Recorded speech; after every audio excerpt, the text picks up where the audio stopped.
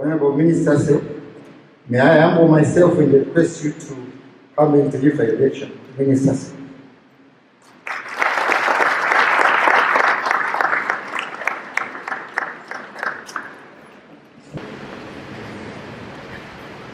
The headmasters of high schools or their representatives who are with us,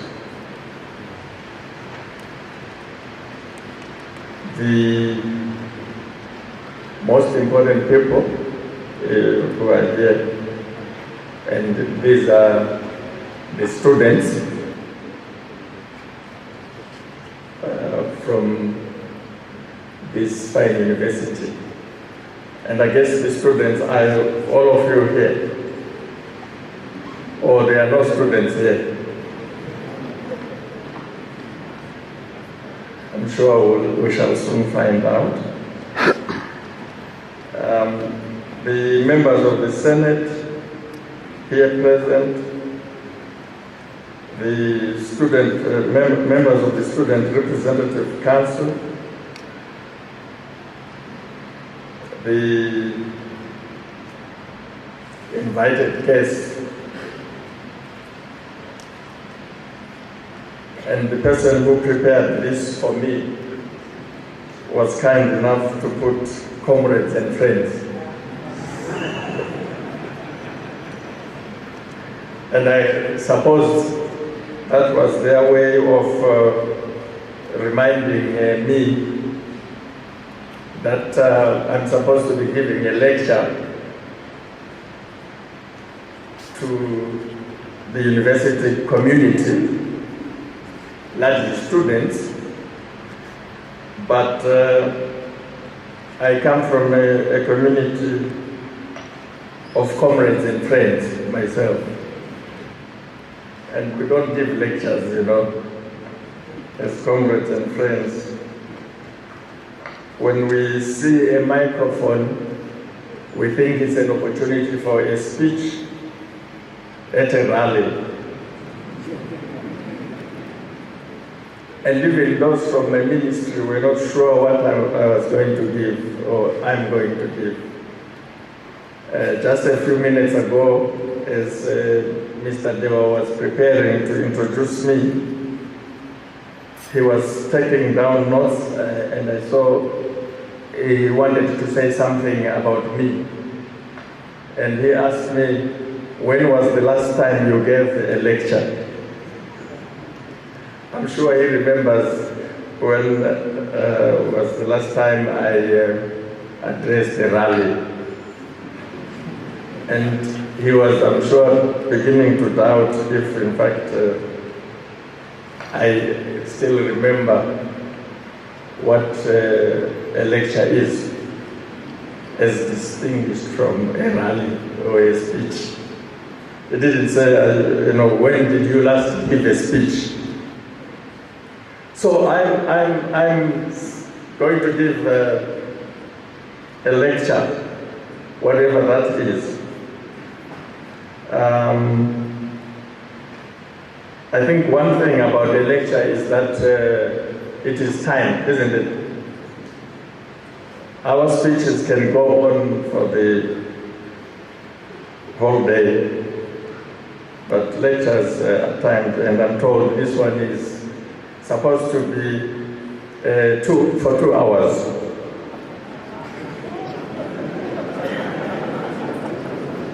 You are not used to that. Okay, well, 2 hours. The first hour, it's supposed to be me speaking. The other hour, you asking questions, if you have any. And I'm hoping you won't have many. As I was approaching here this morning, I checked my messages, you know, just to see if anyone is looking for me or anything is happening. And the only messages I could relate to or that I saw were from people who were claiming to be students at MSU, were MSU students. And there were different messages, but those which stood out were of two types. There were some that were complaining that they've been asked to attend a lecture that I will be giving, and that this lecture is disrupting their own lectures.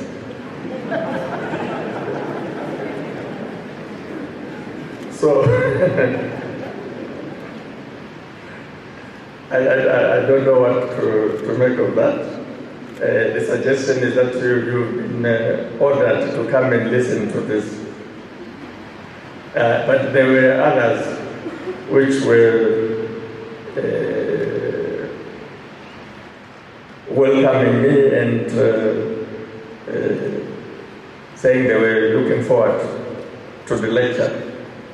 So I feel sorry for those whose lectures have been disrupted, but I want to assure you it has nothing to do with me. If that is true, you know whom to blame, not me.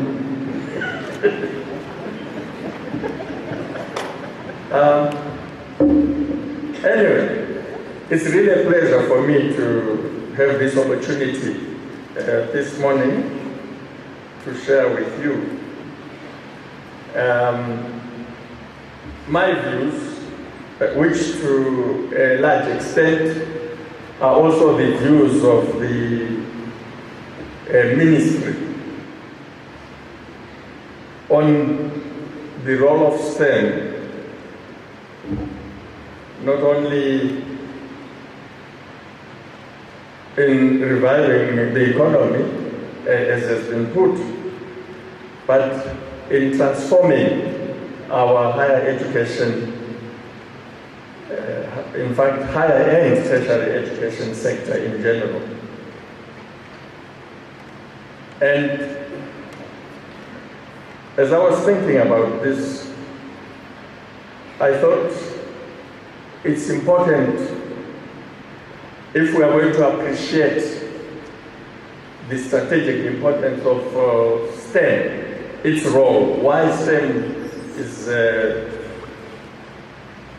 now not only topical, but being discussed, debated as a strategic policy issue. And the best reference point or starting point that came to mind is a biblical proposition. You know, when you are lost, when you are trying to make sense, when you are trying to understand something, at least from an intellectual point of view, it is always safe to go biblical, to be religious.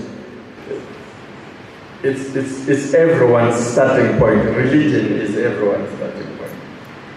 And a very instructive religious starting point, instructive in the context of our discussion, is that everything starts with a vision. Because where there is no vision, we are told from a biblical standpoint that the people perish. If there is no vision, or where there is no vision, the people perish. And in this context, the vision that we need is a vision of society, the kind of society either that we want or that we should be. What kind of a society are we? What kind of a society should we be? What are the key aspirations of our society, of us, of our people? What do we aspire for as Zimbabweans? This is an important question to ask against the background of 37 years of independence. Very soon, next month on the 18th of April, we will be celebrating that milestone. And it is important for us to ask, 37 years after the fact, what is supposed to be the guiding vision of our country? What kind of country are we working for? Are we building? And if we understand that in a well-grounded manner, then we can also begin to ask in a meaningful way, not only what is the role of STEM, but more important, what is the role of higher and tertiary education, science and technology development.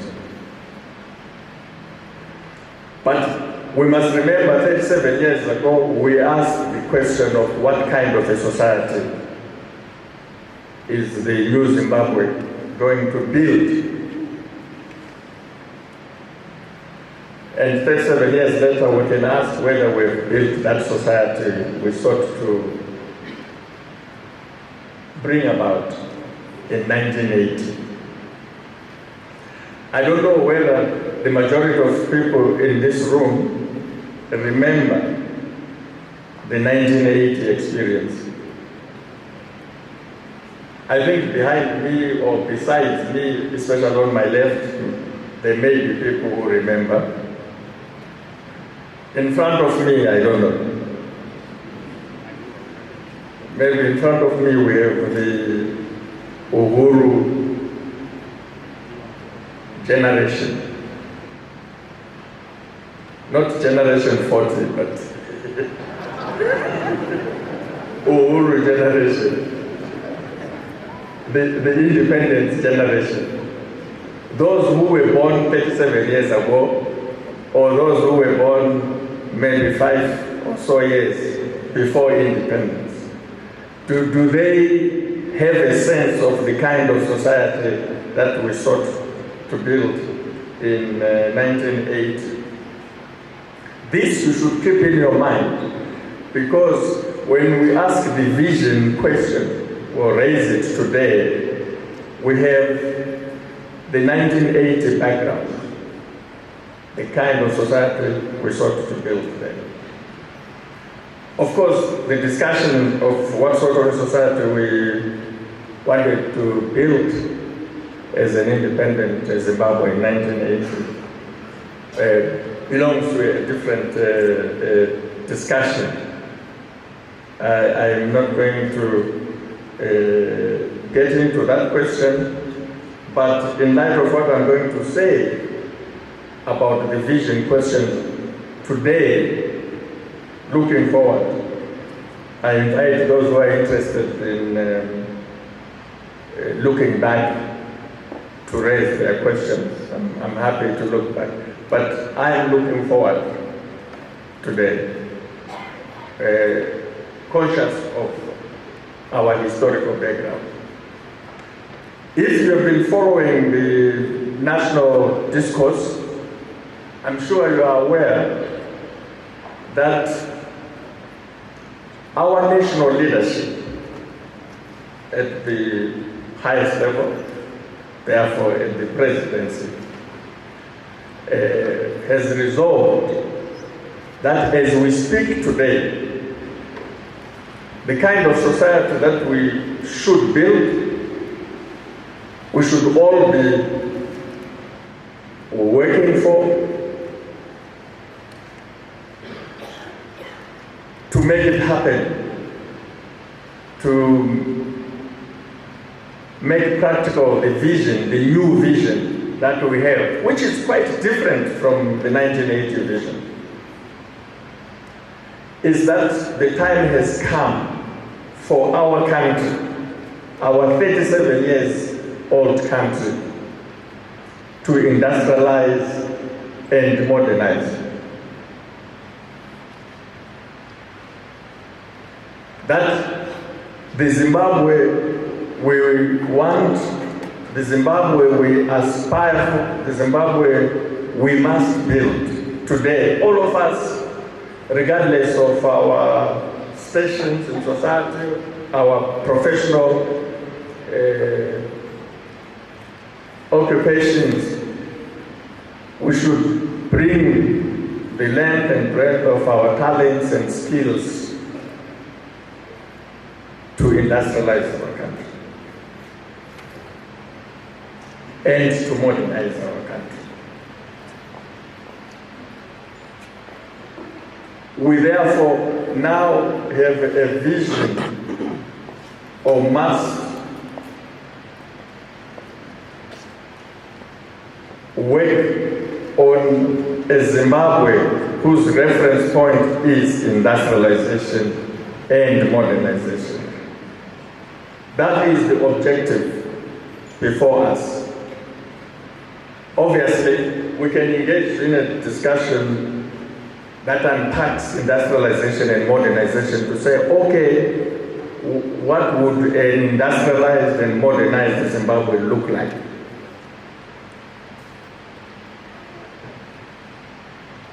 For us in higher education, what this means, the knowledge that we must now industrialize and modernize our country, is systematization. It means we must systematize higher education. We must systematize tertiary education. And if we do that, we will be contributing significantly to the industrialization and modernization of our country. That's why we have the STEM 263 policy framework.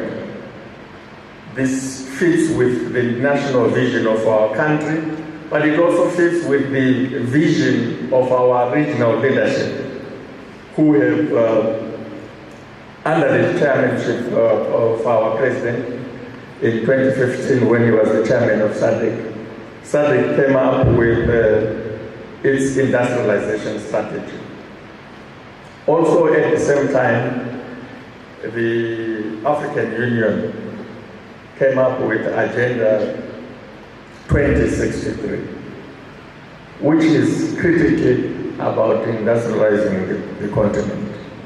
So in fact, we have a national vision that is also a regional and a continental vision, which is to industrialize. The question that becomes important is, what is the role of higher and tertiary education, science and technology development in industrializing Zimbabwe?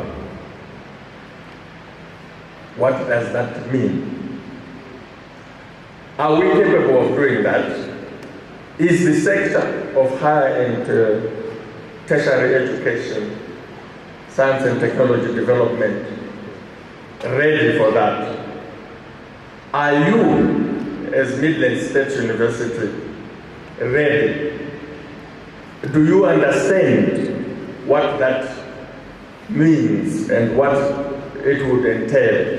What would it require you, us, to do? This is really the main question. And in order to understand that, we need to look at the characteristic features of Zimbabwe's knowledge base. We must understand the state of Zimbabwe's knowledge base. We must understand the state of Zimbabwe's skills. We must understand Zimbabwe's literacy capacity. So there are three things we need to understand in order to appreciate the challenge before us in terms of the implications of industrialization and modernization on our sector of higher and tertiary education. In order to understand the readiness or lack thereof